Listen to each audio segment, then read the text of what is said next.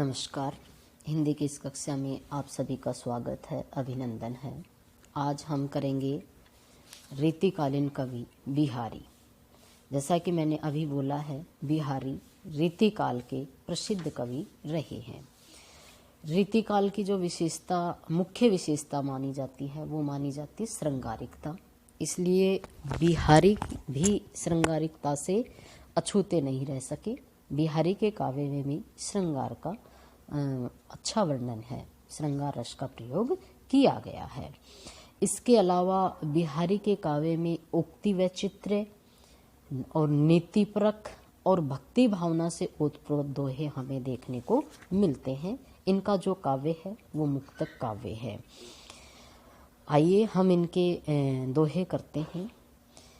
मेरी भव बाधा अरो राधा नागरी सोई, जा तन की जाहीं पर श्यामो हरित दूती होई। ये इनकी भक्ति भावना से ओतप्रोत काव्य है। भक्ति भावना से ओतप्रोत इनका दोहा है। यहाँ पर कवि ने राधिका के प्रति अपनी श्रद्धा प्रयुक्त की है। राधिका की यहाँ पर प्रशंसा की गई है। राधिका के प्रति अपनी भक्ति भावना को यहाँ पर दिखाया गया है। कवि कह रहे हैं कि जिस प्रकार चतुर राधिका के शरीर की परछाई पड़ने से श्याम वर्ण वाले श्री कृष्ण हरे रंग की आभा वाले हो जाते हैं, वही राधिका मेरी सांसारिक बाधाओं को दूर करेगी। मेरी भव बाधा हरो राधा नागरी सोई, कि वो ही राधा नागरी होगी जो मेरी भव बाधाओं को हरेगी। जा तन की झाई पर, जिसके तन की परछाई पड़ने से श्री कृष्ण के श्याम वर्ण जो है हरित दूती हुई, वो भी हरी दूती वाला हो जाता है, हरे रंग की आभा वाला हो जाता है। ऐसी राधा जिसके चतुर राधिका के शरीर की परछाई से ही श्याम वर्ण वाले श्री कृष्ण हरे रंग की आभा वाले हो जाते हैं, अर्थात श्री कृष्ण प्रसन्न हो जाते हैं, वही राधिका मेरी सांसारिक भव बाधा को दूर करे। इस तरह से यहाँ पर भक्ति भावना से ओतप्रोत ये दोहा दिया गया है। अगला देखिए। कौन भांति रहिए बिरदू अब देखी मुरारी, बीदे मोसो आई के गीदे गीद ही तारी। यहाँ पर फिर भक्ति भावना से ओतप्रोत काव्य यहाँ पर लिया गया है। और यहाँ पर बिहारी अर्थात मुरारी अर्थात श्री कृष्ण को चेतना युक्त शब्द कहे गए हैं, चुनौती दी गई है कि मुझ जैसे पापी को तारोगे ना तभी आपकी बड़ाई होगी। कौन भांति रहिए बिरदू, बिरदू का मतलब होता है बड़ाई, कि आप किस प्रकार से बड़ाई ले रहे हैं। अब देखूंगा आपकी बड़ाई को। तो मुरारी, हे श्री कृष्ण, हे मुरारी, आपकी बड़ाई को तो मैं अब देखूंगा। बीधे मोसो आई के गीदे गीधे तारे, ये कह रहे हैं कि गीद जटायु नामक गीद नहीं हूं जिसका एक बार उद्धार करने से आपको तारने की आदत पड़ गई है, ये कह दें या आपकी बड़ाई कर दें कि भी आप तो जो है बहुत ही परोपकारी हो, गीद का आपने उद्धार कर दिया है। ऐसा नहीं है। बीधे अब की बार बंध गए हो, उलझ गए हो। बीधे मतलब उलझ गए हो, बंध गए हो, मेरे साथ उलझे हो। मोसो आई, बीधे मोसो आई, तुम मेरे से आकर के उलझ गए हो, अर्थात मुझ जैसे पापी से आपका पाला पड़ा है, इसलिए मैं इतनी सरलता से नहीं तारा जा सकता जितनी सरलता से तुमने गिद्ध को, जटायु को तार दिया है। इसलिए कौन भांति रहिए बिरदू, अब देखता हूं कि आपकी बड़ाई, ये बड़ाई है ना कि श्री कृष्ण सबको तार देते हैं, सबको, ये इस बड़ाई को तुम कैसे बचा करके रखोगे। बीधे मोसो आई, क्योंकि अब की बार तुम मेरे से आकर के भिड़े हो, मैं कोई गिद्ध नहीं हूं जिसका तुमने आसानी से उद्धार कर दिया है। मुझ जैसे पापी का जब तुम उद्धार करोगे तभी जानेंगे कि तुम उद्धार करने वाले हो। इस तरह से यहाँ पर उनको चुनौती भरे शब्दों से उन्होंने अपनी भक्ति भावना को व्यक्त किया है, अपने भावों को व्यक्त किया है और अपने आप को पापी शब्द से संबोधित कर ये जताया है कि मैं तो कुछ भी नहीं हूँ, मैं तो पाप की गठरी हूँ। हे श्री कृष्ण, आप मुझ जैसे पापी का भी उद्धार कीजिए। जग तू जान्यो जहीं सकुल, सो हरि जान्यो नाही, ज्यों आँखिन सु देखिए आँखिन देखी जाए। यहाँ पर भक्ति परक और नीति परक दोनों तरह का दोहा यहाँ पर दिया गया है। ये कह रहे हैं कि जगतु जानो जिहि सकुल, कि जिसने जिस ज्ञान से सकल संपूर्ण जगत को संसार को जाना है, सो हरि जानो नहीं, वो हरि को नहीं जान पाया है।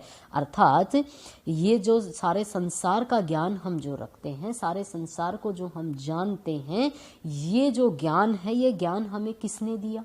ये उस हरि ने ही, उस नारायण ने ही हमें ये ज्ञान दिया है, उस परमात्मा ने ही हमें ये ज्ञान दिया है। जगतु जानियो जिहि सकलूं, कि जिस ज्ञान के कारण हम संपूर्ण जगत को, संपूर्ण संसार को जानते हैं, उसी ज्ञान, वही ज्ञान देखिए इतना छोटा पड़ गया है कि हम उस हरि को नहीं जान पाते हैं। उस ज्ञान से हम उस परमात्मा को नहीं जान पाते हैं। इसलिए ये तो वो ही बात हो गई जो आँखें सु देखी।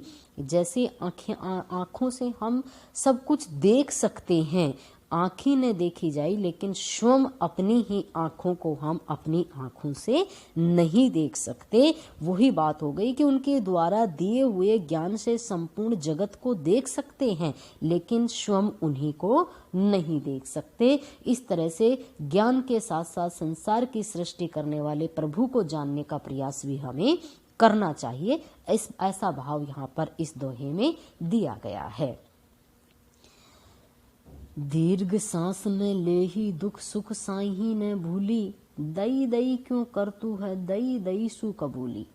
यहाँ पर मानव मन की स्थिति का वर्णन किया गया है कि जब हमें सुख आता है तो हम बहुत प्रसन्न हो जाते हैं, और जब हमें दुख आता है तो हम बहुत आहें भरने लगते हैं, लंबी लंबी सांसें लेने लगते हैं।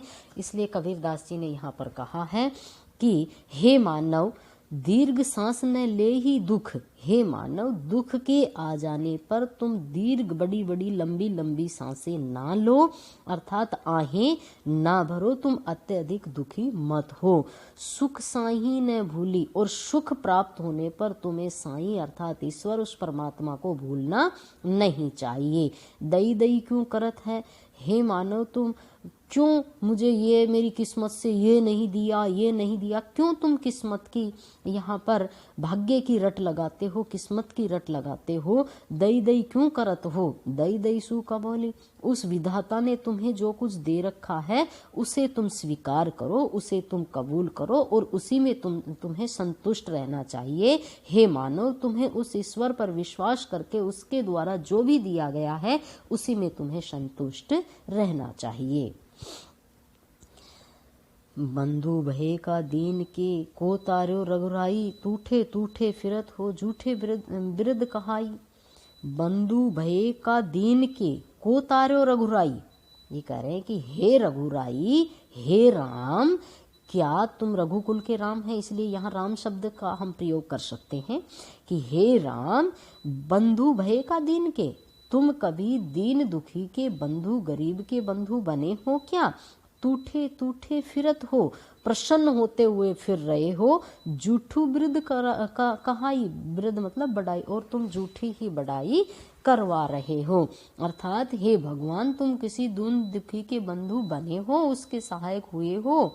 हे रामचंद्र, तुमने किसी दीन दुखी का उद्धार किया है, क्यों अर्थ में झूठ बोल रहे हो, ये कह रहे हैं। अर्थात यहाँ कहने का मतलब है कि अगर कोई सबसे घना दीन दुखी है, घोर पातिक है, अत्यधिक पापी है, अत्यधिक दीन दुखी है, तो वो तो मैं हूँ, और मेरा उद्धार जब तुमने नहीं किया है तो फिर इसका मतलब तुम किसी दीन दुखी का उद्धार करते नहीं हो। फिर टूठे टूठे फिर यूं ही बड़ाई लेकर के झूठे प्रसन्न होकर के फिर रहे हो। हे रघुवर, मैं तो तुम्हारी इस तारने वाली बात को, अर्थात तुमने किसी का उद्धार किया, इस बात को मैं तो जब ही जानूंगा जब तुम मेरा उद्धार करोगे। इस तरह से यहाँ चतुराई के साथ भक्ति भावना को दिखाया गया है। दियो सु शीश चढ़ाई ले, आछी भांति आईरी, जापू सुख चाहत लियो, ताके दुखी फेरी।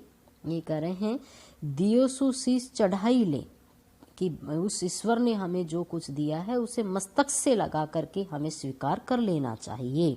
ले आछी भांति आईरे, ये आईरे मतलब स्वीकार कर लेना चाहिए, हमें उसे प्रसन्नता के साथ, अच्छी भांति प्रसन्नता के साथ स्वीकार कर लेना चाहिए। जापै सुख चाहत लियो ताकि दुखी फेरी, कि जिसने हमें सुख दिया है उसी ने हमें दुख भी दिया है, इसलिए सुख और दुख दोनों भगवान के दिए हुए ही हैं। इसलिए हमें जो भी उस ईश्वर ने दिया है उसे मस्तक लगा करके स्वीकार कर लेना चाहिए। इस तरह से यहाँ पर भी सुख और दुख के जो निरंतर एक चक्कर घूमता रहता है उसका वर्णन करते हुए जो हमें मिला है उसी में संतुष्ट रहने की बात कही है। आज इतना ही करते हैं, बाकी कल करते हैं। धन्यवाद।